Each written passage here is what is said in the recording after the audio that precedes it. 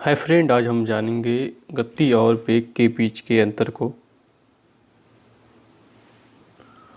Hi friend, आप लोग कैसे हैं? उम्मीद करता हूँ कि आप लोग ठीक होंगे। तो आज हम इस क्लास में जानेंगे गति और वेग में अंतर क्या है।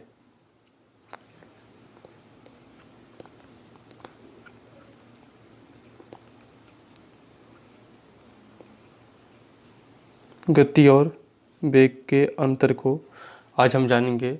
सबसे पहले हम गति के सूत्र को देखते हैं और इनका परिभाषा क्या है, इनके बारे में हम बात करेंगे। तो आप देखेंगे कि गति का सूत्र होता है दूरी बटे समय। दूरी बटे समय, और इनका परिभाषा है किसी निश्चित समय में तय की गई दूरी को गति कहते हैं। किसी निश्चित समय में तय की गई दूरी को गति कहते हैं। और वेग की बात करें तो वेग का सूत्र होता है विस्थापन।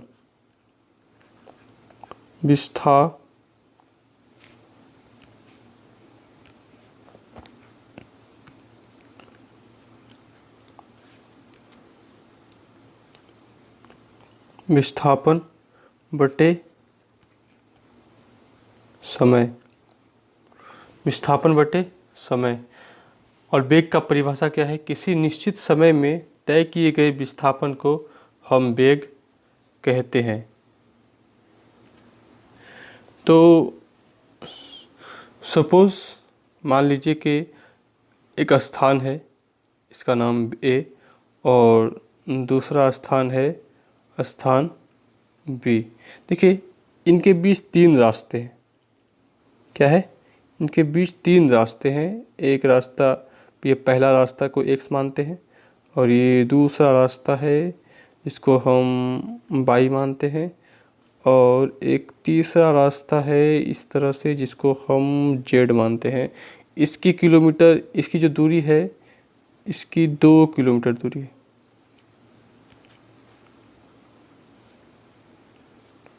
इसकी दूरी 2 किलोमीटर और इसकी दूरी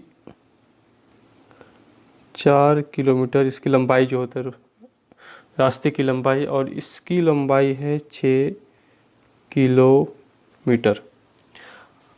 अब देखेंगे कि दूरी है स्थान ए से स्थान बी तक, वो तीन रास्ते के अनुसार बदलता रहता है। क्या है? पहले रास्ते में, पहला जो एक्स रास्ता है उसका 2 किलोमीटर, और दूसरा जो बाई रास्ता है ये वाला, इसका 4 किलोमीटर, और तीसरा रास्ता जो है जेड, इसका 6 किलोमीटर है। आप देखिए कि ये तीन रास्ते के अनुसार इसकी स्थान ए और स्थान बी की दूरी बदल रही है। और सबसे जो कम दूरी है, दो स्थान ए और स्थान बी के बीच जो सबसे कम दूरी है वो है एक्स, जिसका 2 किलोमीटर है, और इससे कोई भी दूरी कम नहीं हो सकता है, क्योंकि ये एक रैखिक दूरी है। क्या है? ये एक रैखिक दूरी है। रैखिक दूरी, ये एक रैखिक दूरी है। इसी रैखिक दूरी को हम विस्थापन कहेंगे। क्या कहेंगे? विस्थापन बोलेंगे। अब देखिए, ये जो रैखिक दूरी है ये हमेशा कांस्टेंट रहता है, ये बदलता नहीं है। रैखिक दूरी स्थान ए और स्थान बी के बीच की जो रैखिक दूरी है वो हमेशा बदलता नहीं है, हमेशा नियत रहता है, एक ही रहता है। और दूरी क्या होता है? दूरी जो होता है वो बदलता रहता है रास्ते के अनुसार। जैसे कि अब कोई कार रास्ता 22 से अगर जाएगी तो 4 किलोमीटर लगेगा उसको समय, मतलब 4 किलोमीटर उसकी लंबाई होगी, दूरी होगी स्थान ए से स्थान बी के बीच। और अगर कोई कार जेड रास्ते से जाता है तो उनकी जो दूरी होगी वो 6 किलोमीटर उनकी लंबाई होगी, उन रास्ते की लंबाई 6 किलोमीटर होगी। तो अब हम नेक्स्ट टॉपिक पे बात करते हैं कि स्थान ए और स्थान बी, पहली दूरी 2 किलोमीटर, 2 किलोमीटर, और दूसरे रास्ते से जाने के बाद 4 किलोमीटर, और तीसरे रास्ते से जाने के बाद 6 किलोमीटर, 6 किलोमीटर। अब देखिए गति का सूत्र क्या है, गति का सूत्र इक्वल टू दूरी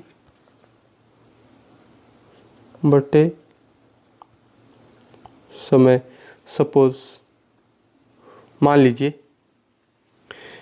कि एक कार है जो कि रास्ता जेड से, ये क्या रास्ता जेड है, ये बाई है, ये वाला बाई है और ये वाला एक्स रास्ता है। तो रास्ता जेड से कोई कार चलती है और वे 6 घंटे में क्या करती है, 6 घंटे में समय लगता है उसको, 6 घंटे का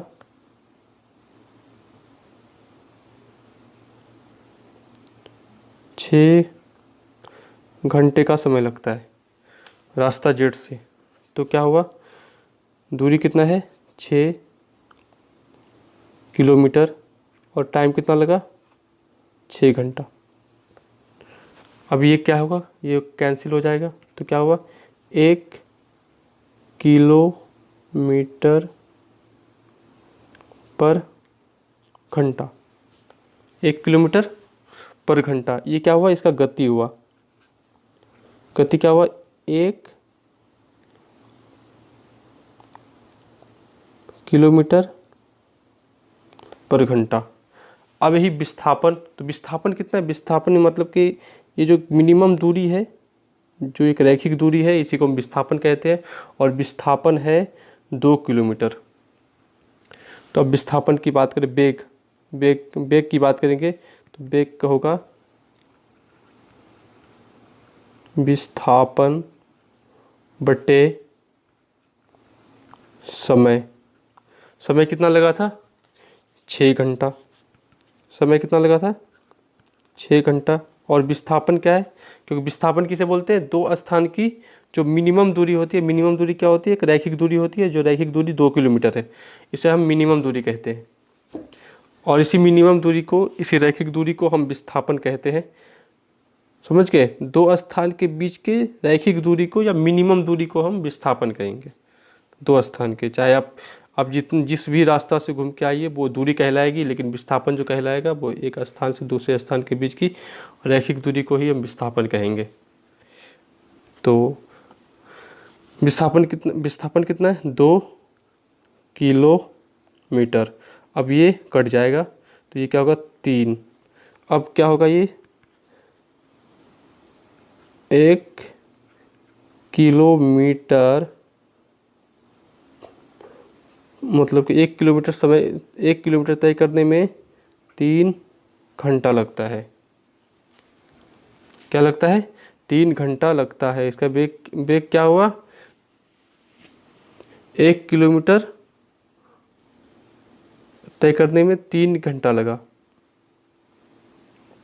तो 1 किलोमीटर प्रति 3 घंटा की रफ्तार से, 1 किलोमीटर प्रति 3 घंटा की वेग से एक कार आगे बढ़ रही है। तो वेग क्या हुआ, वेग इक्वल टू 1 किलोमीटर प्रति 3 घंटा।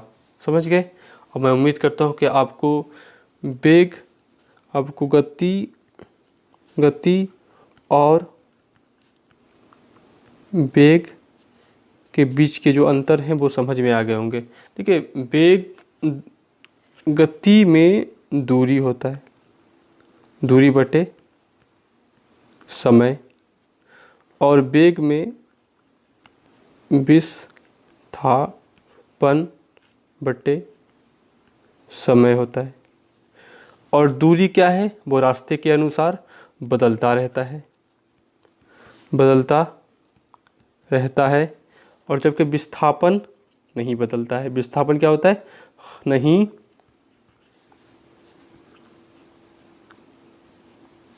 नहीं बदलता है, विस्थापन नहीं बदलता है, हमेशा याद रखिएगा। और दो स्थान की जो मिनिमम दूरी होती है, जिसे हम मिनिमम दूरी बोलते हैं, मिनिमम दूरी, कम से कम दूरी, कम से कम दूरी, और जिससे कि और भी कम ना हो सके। अब इसके बीच में कौन सा कम होगा? अब इसके बीच में कम हो ही नहीं सकता है, बस यही दूरी है। और इसे हम एक रैखिक दूरी भी कहते हैं, रैखिक दूरी। इसका दिशा जो है निश्चित होता है, जैसे कि ये दक्षिण से, ये क्या है, ये पश्चिम से पूरब की तरफ जा रहा है, तो ये हमेशा पूरब की तरफ जाएगा। ये पश्चिम से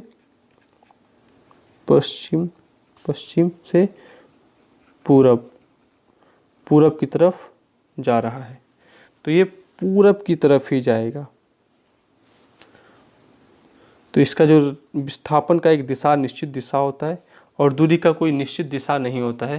तो मुझे उम्मीद है कि आप वेग और गति के बारे में जो भी अंतर थी, जो भी आपको समझ में नहीं आ रहा था, वो समझ में आ गया होगा। और आपको मैं बताना चाहूँगा कि 1 नवंबर से इसी पैरोमास ड्रीम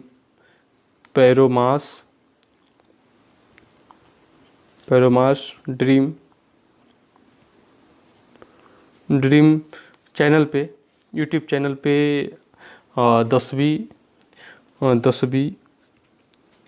11वीं और 12वीं ऑल सब्जेक्ट की पढ़ाई जो है वो फ्री होगी, और बिना कोई कॉस्ट के, और एक अच्छे टीचर्स के द्वारा अच्छे तरीके से समझाया जाएगा। अगर आप पढ़ने के इच्छुक हैं तो हमारे इस चैनल को सब्सक्राइब कर लीजिए और बेल आइकन भी प्रेस कर दीजिएगा। उम्मीद करते हैं कि आपको ये वीडियो समझ में आई होगी। मिलते हैं फिर अगले सेशन में। Thank you.